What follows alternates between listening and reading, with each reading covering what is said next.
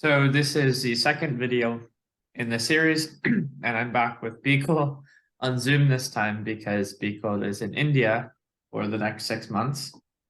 And this video, we are taking it up from last time. Last time we talked about sort of the background and very generally Indian philosophy. This time we're going to talk about Indian philosophy post-Vedic, but pre-Ashoka, Ashoka Maurya.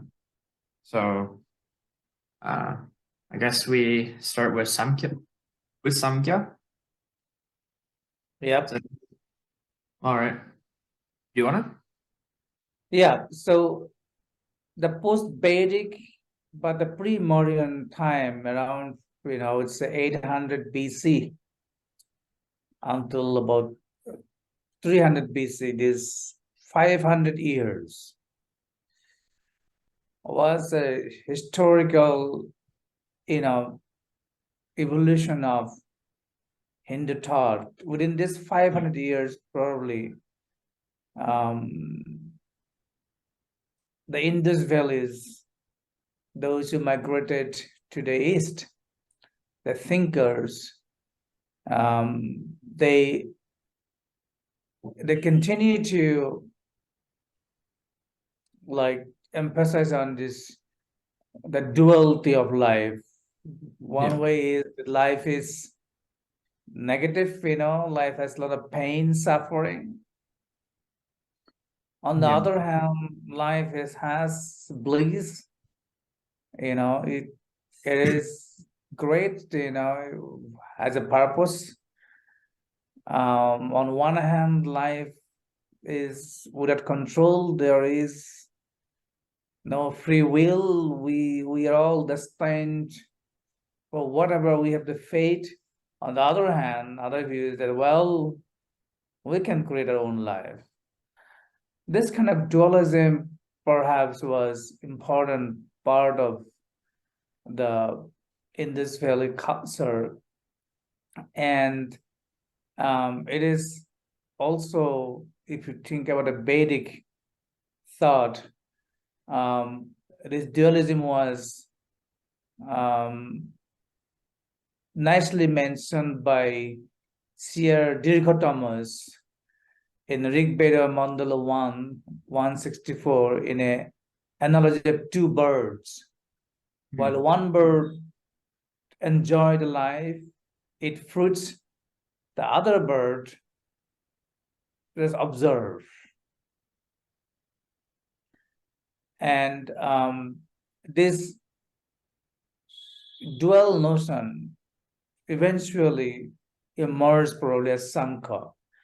And Samkhya's main ontology is that this Purusha and Prakriti.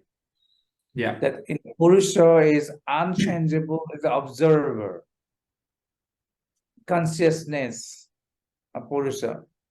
It doesn't really participate in the event in a life, in a world of creation. However, its presence is required for the Prakriti, the nature, to act, to perform. And the Purusha Prakriti dualism, the dialectic interaction, lead to the creation of the world, of our life. So this is the meaning of life and death, become very much important for the Samkhya philosopher. And if you want to understand Samkhya, we also need to contrast with the Vedic philosophy itself. Although the Vedic philosopher was we know the rich thought mainly in Rig Veda, but for the social life, for the communities, it is all about the ritual, very strict ritualistic, rules. And for different life event like birth, wedding, or death, there's elaborate rituals involved during Vedic time that became very expensive for the common people. And at the same time, the group of Brahmin, they exploited this, the need for ritual to really make it economical things. Because as you know, religion eventually became an economic policy for, rich, or, So during this 500 years, around from 800 BC to 300 BC, there was this rebellion, like from common philosopher to develop something new out of the Rigvedic thought. And as I studied Rigveda, I think that dichotomous, this analogy of two birds became very important. And it was also mentioned by Samkhya philosopher. It was mentioned in also Mundaka Upanishad.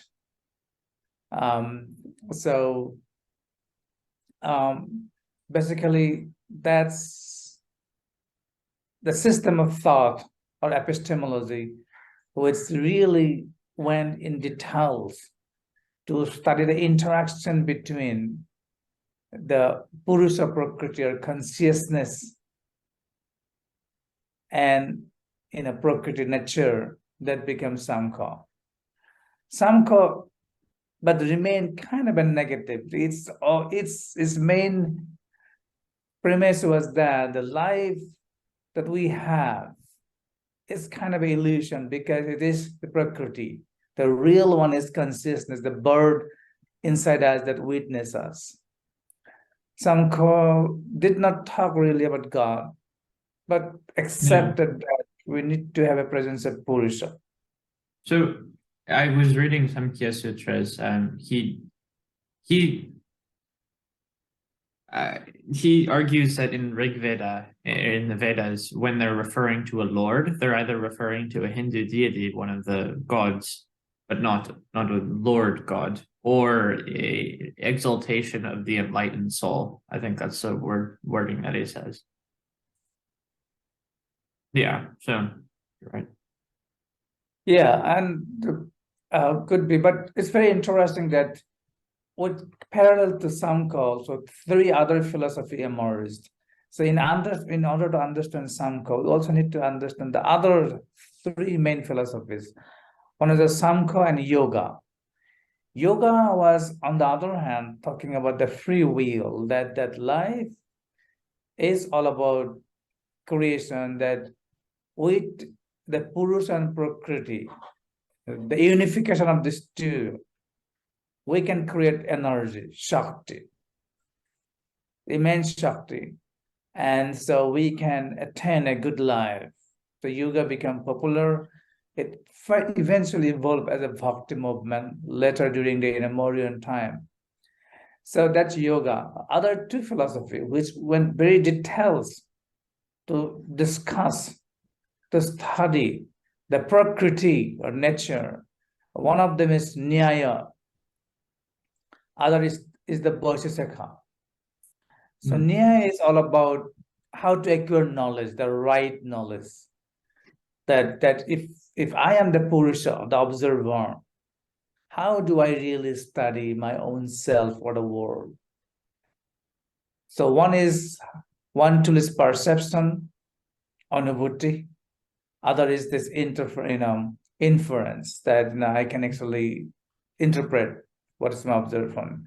So Nyaya considered there are three more. Another is the comparison, then the also testimonial, and also the one where we can not only compare, we can also it's called Anuman. Anuman, I forgot the English term a little bit. Anuman means I can imagine, I can actually virtually construct some idea. So for Nyaya, accepted these four modes of studying knowledge about the nature, about the Prakriti. Whereas Vaisheshika became very strict. Vaisheshika was only accepting two valid modes of knowledge. One is the perception. other is this inference that, so Bodhisattva became very close to, actually, I would say, later development of the Buddhist thought, Jainist thought, because Buddha and Jaina also did not kind of accept the two-bird analogy. Buddhists and Jains say, well, what is here? Jain accepts Atma. Buddhism The doesn't. most of the nature, that if you want to study really about our suffering, you need to study about the world by the valid means of perception and inference. So Yeah. this study of self, Atma, which was very much eminent during the Vedic time, prior to 800 BC, evolved into studying not only self, about the nature, about the society, and in a very dualistic way, the consciousness versus outside world. And I think this is what was the achievement during the pre-Mauryan time in the Hindu philosophy. When I say Hindu philosophy, I also include Jain, also Buddhist philosophy. And also, I think it's important to mention there was others like the Ajivik too. But Ajivik, yes. yeah. So Ajivik, I studied Ajivik, is very interesting, and Ajivik philosophy was about life affirming mainly. This is the life. This is it. There is no next life. And it's also became very much influenced. I still don't know who influenced what, but in a Bodhisattva philosophy, it became very much atomic. I mean, when it's a word, Bodhisattva means bises, means in a particular. So the world can be divided into very small thing called paramanu anu, atoms. Yeah. First, it was proposed by Rishi in Canada, or Kanna Rishi, we call it. And Ojibeka came up, or Ojibeka's main problem was Sarva. Said, well, if life is all about this, atom, guna, then the particular in a physical, materialistic, nature, then this is it. This is the life. Let's enjoy, have fun. Was Charvak, was he pre or post Mauryan? There are different views, but if you consider Mauryan empire formation, the philosophy that really helped in economic gain during Mauryan or pre-Mauryan dynasty in India was probably Sarva philosophy. Probably. That would make sense. Yes. Right. Yeah. So a bit more about the Vaisheshika, because Vaisheshika, when I study it, when I heard it, it's atomism. But it's a different atomism to the West. So in the West, you have 4 elements. Sometimes you have 5 if you have ether. In atomism, in Vaisheshika, there's more. So there's space, time. So Zeno's critique of atomism doesn't actually work here. Zeno's critique of atomism was, well, what's in between the atoms? Vaisheshika says, well, space. It's another atomic thing, right? So then you have that. Then there's also Atma. He includes Atma as atomic too, and mind. Atma and mind, they're separate. So soul or awareness and consciousness, they're separate entities, and they're both atoms. But I suppose that's where it differs from Ajivik and Buddhism. Yeah, let me first probably talk about in a Bodhisattva's, atomic theory versus the Western atomic theory. The key difference is that are in a Western materialistic, physical worldview,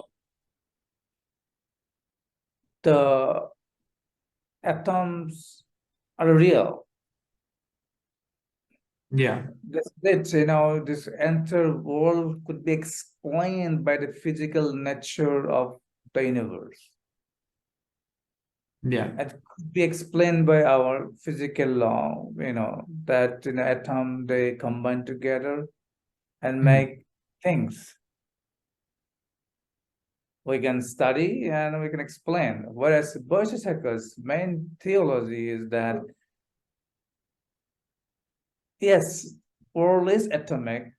However, there is also this consciousness. Yeah. We need the presence of Atman for this creation to happen, to occur. Yeah.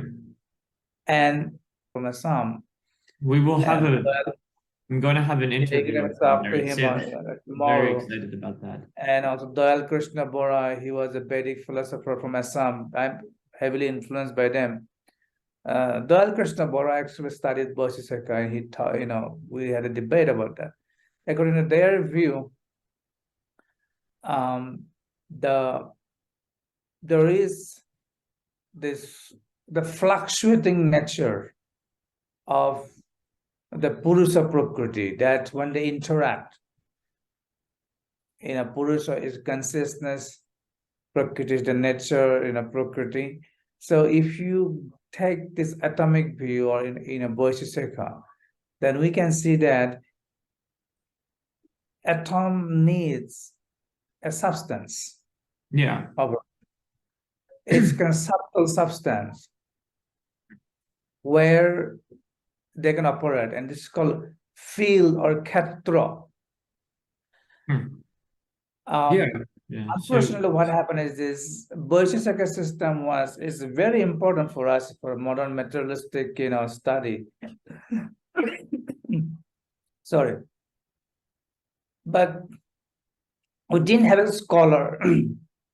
The system of thought did not evolve like in a Vedanta Samkhya or yoga. Yeah.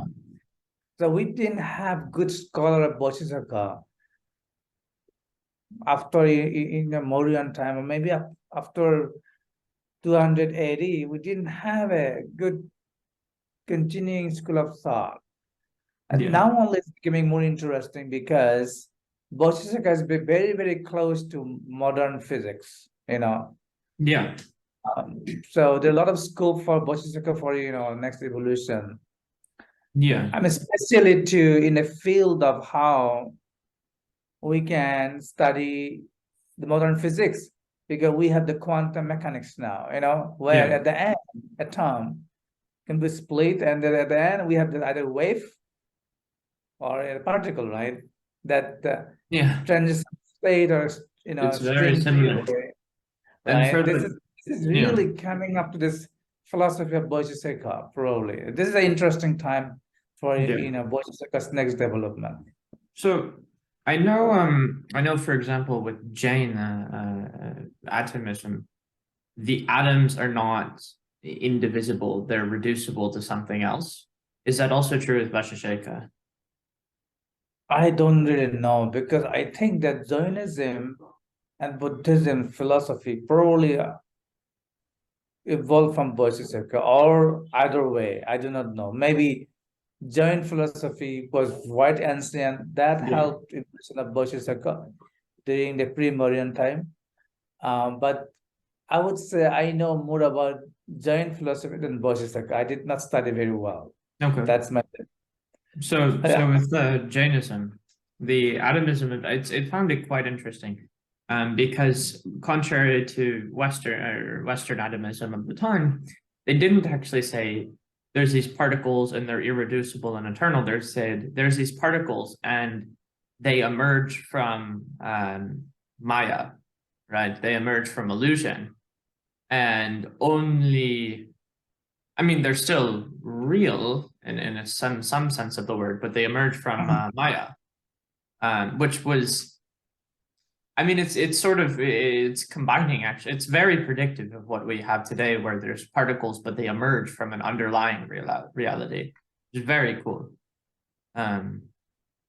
Yes, Simon, this view that the particle emerged from Maya was very much elaborated in the Bodhisattva, also Nyaya philosophy.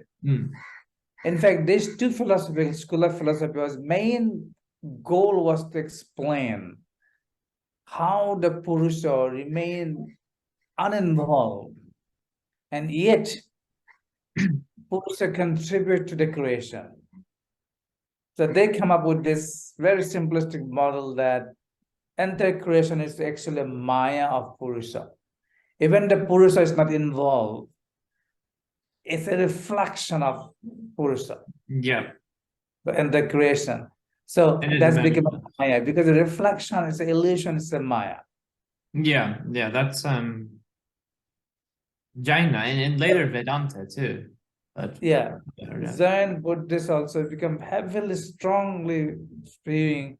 So my guess is this: if we consider Indus Valley as a joint Yeah. civilization, and immediately after Indus Valley, we see this strong contribution or strong influence of Samkha and actually Bodhisattva. Yeah. So I think they're all influenced by probably kind of Zen philosophy. Yeah, it's quite possible. Possible. And also the Upanishads too. I mean, uh I do know in there was a piece of art found in the Indus Valley of a sky and earth god Yeah. creation. Did you see that? So we do know that this dualism was present in the Indus Valley, and this was Yes. old. This was not post Harappan times. This was mature Harappan stage, 2000 BC. So Mhm. we are relatively sure that this is depicting this. And of course we have the meditation, the yogis. So uh, this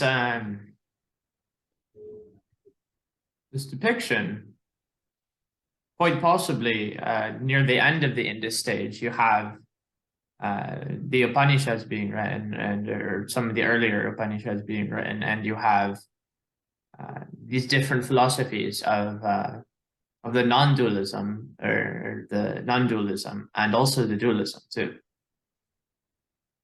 Yeah, and I have a personal view about this. I can say that in this valley we don't see many of this Rigvedic element. We don't see horse. We don't see the war. Yeah, Rigveda was war, right? yeah, I think Indus Valley was a revolt against Rigvedic think of war or because there we see probably that already before in this valley there's two school of thought. One was, I would say, Vedic view, uh Rigvedic view versus the view of Samkhya or yoga. mm. They competed or something happened that eventually the Samkhya became very important for creating a civilization, and that's resulted in this valley. And after Yeah, collapse of this valley, when the people migrated to the east, probably then the Vedic view re-emerged. hmm. So that's why we see that immediately pre-Mauryan or Mauryan and around 800 BC onward, this already the Samkhya or Vedanta or all mature states. At that time, Yeah, the thought process was so improved, it could not evolve Hmm. immediately. Right now, the Yeah, present view is that, well, Vedic civilization started 150 BC, and then by 800 BC, everything matured. It's kind of impossible.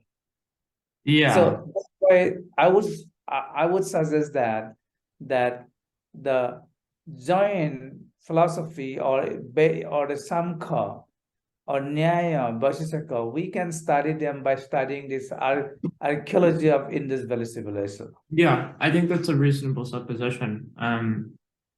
Uh, yeah, considering the other art, you have yogis, some of the attempts to translate And the then also organization, everything was organized. That's a yeah, pretty, you have some code that your life should be completely organized, like Nyaya. same thing, right thinking, right doing.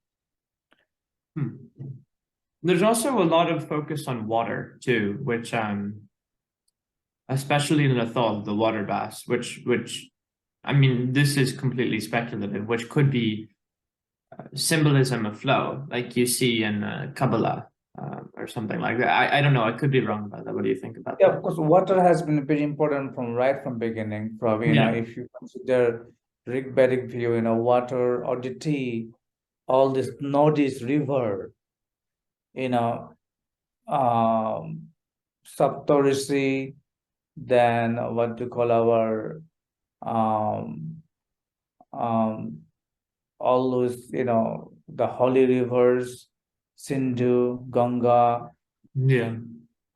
Saraswati, Brahmaputra. Brahmaputra. So water has been a very fundamental. It's one of the five elements, of Yeah. course.